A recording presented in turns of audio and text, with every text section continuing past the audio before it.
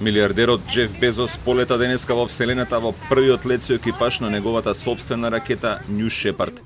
На Джеф Безос друштво му правеа неговиот брат Марк, 82 годишната Воли Фанк, која во 60-тите години на минатиот век била дел од групата жени астронаутки Меркюри 13, кои, иако се подготвувале како мажите астронаути, никогаш не добиле шанса да летаат во Вселената, и 18 годишниот холандјанец Оливер Деймон, првиот патник кој го платил своето место во ракетата.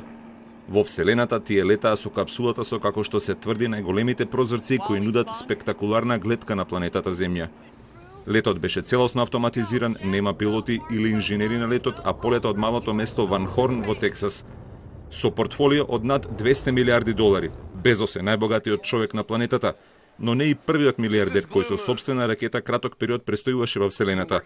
Таа привилегија купена со незамисливо богатство за себе ја обезбеди собственикот на Virgin Ричард Брансон.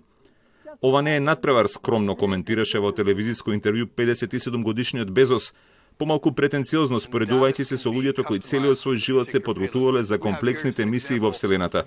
You know, there's one person who was the first person in space. His name was Yuri Gagarin, and that happened a long time ago.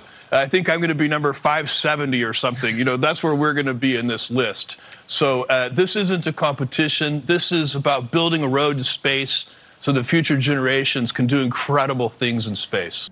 Капсулата во која беше сместен екипажот се одвои од ракетата на височина од околу 76 километри. Ракетата потоа слета на растојание од 3 километри од местото од кое беше лансирана, додека капсулата со четворицата патници достигна височина од 106 километри. Вселенските туристи потоа 4 минути беа во состојба на нулта гравитација и можеа да ги напуштат своите седишта и да уживаат во погледот на планетата Земја од Вселената. Откако ја достигна максималната височина, капсулата започна да паѓа и со падобран слета во пустината во Тексас. Иако приватните летови во Вселената се опишуваат како проширување на пристапот до космосот за сите луѓе од Земјата, седиштата во летовите на Virgin Galactic на Бренсон првично ќе чинат околу $250,000, додека нема информации колку кусиот престој во Вселената ќе чини во летовите на Blue Origin на Безос.